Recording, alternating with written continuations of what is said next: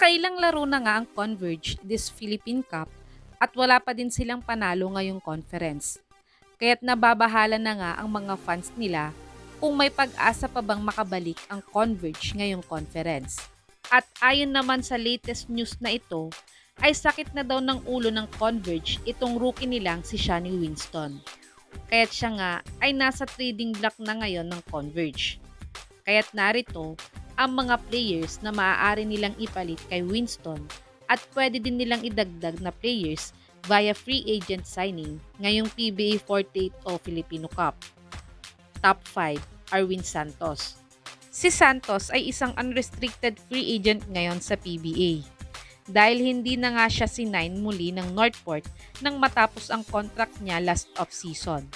Pero siya nga ay naglaro para sa Pampanga Giant Lanterns, isang team sa MPBL. At ang coach at owner nga ng team na ito ay walang iba kundi ang manager niyang si Governors Delta Pineda. At pinangako nga niya kay Spider-Man na kukunin nga siya nito sa Converge bago siya tuluyang magretiro sa PBA.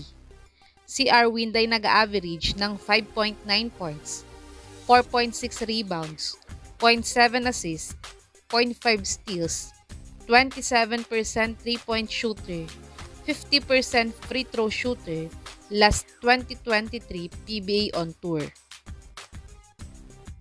Panoorin natin ang counting highlights ni Spider-Man Arwin Santos sa MPBL last season.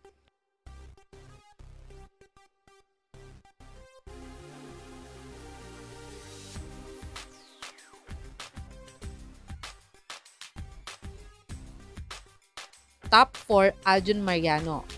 Si Mariano nga ay isa ding unrestricted free agent ngayon sa PBA. Matapos ngang i-active ng Ginebra si Teniente Tenorio, ay biglaan nga nilang na-waive itong si Mariano. Si Mariano ay isang 3-and-D player at may championship experience na din sa Ginebra. Kaya't kung naisipan ngang magdagdag ng veteran player ng Converge ngayong conference, ay pwedeng-pwede nilang gamitin ang veteran presence ni Mariano. Si Aljon ay nag-average ng 13.1 points, 8.3 rebounds, 2.5 assists, 0.8 steals, 23% 3-point shooter, 61% free throw shooter, last 2023 PBA on tour. Panoorin natin ang counting highlights ni Aljon Mariano sa 2023 PBA on tour.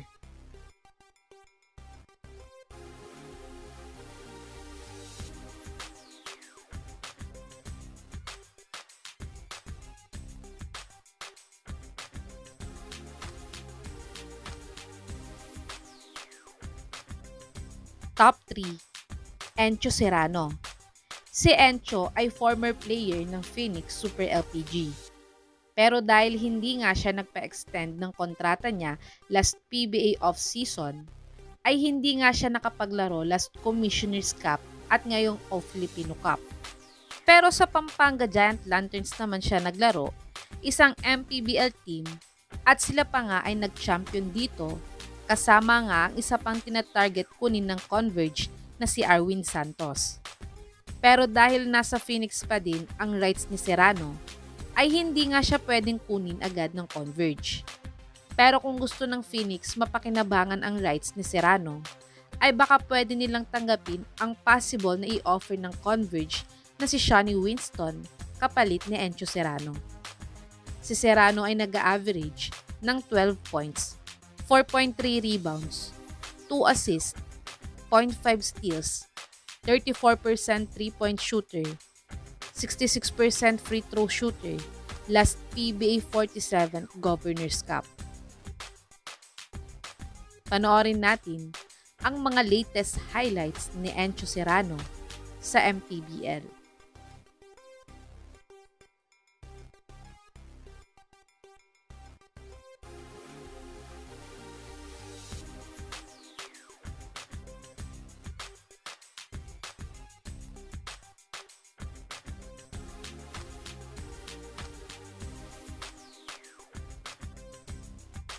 Top 2, Calvin Abueva. Si The Beast ay nadawit sa mga naging gulo sa finals game nila kontra SMB last conference. Kaya't dahil dito ay kaliwat kanan ang mga rumors sa kanya na ilalagay na daw siya ng Magnolia sa trading block nila. Pero dahil tahimik pa din nga ang kampo ng Magnolia about sa trade rumors nila, na ititrade nga nila si The Beast sa Northport kapalit ni Arvin Tolentino. At pag matuloy nga daw ito, ay susubukan ngang i-offer ng Converge si Winston para kay Abueva. Dahil gusto nga daw buuin ni Governors Delta Pineda ang mga Pampanggenyo players niya sa Converge. Si Abueva ay nag-average ng 8 points, 6 rebounds, 1.5 assists, 2 steals, 50% 3-point shooter, 64% free throw shooter, last PBA 48 Commissioner's Cup averages. Panoorin natin ang counting highlights ni The Beast Calvin Abueva last Commissioner's Cup.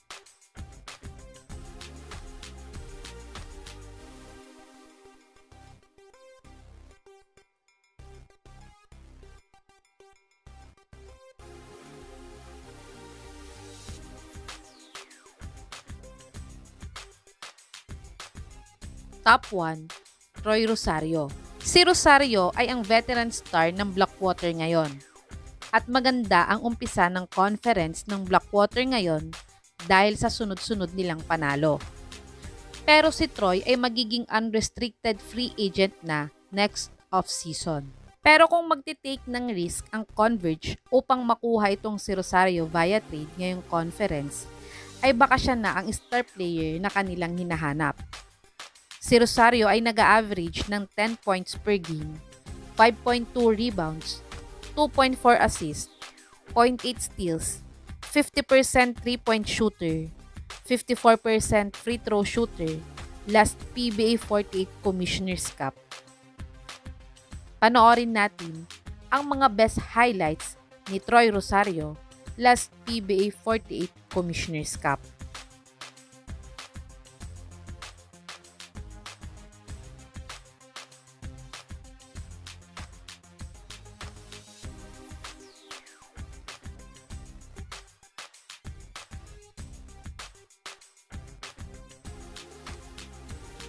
Ito ang mga players na nais idagdag ng Converge sa kanilang roster this PBA 48 o Filipino Cup. Kayo mga kabubbles, sino sa mga players na to ang dapat nilang kunin upang makatulong sa kanila ngayong conference? I-comment nyo na po yan sa baba.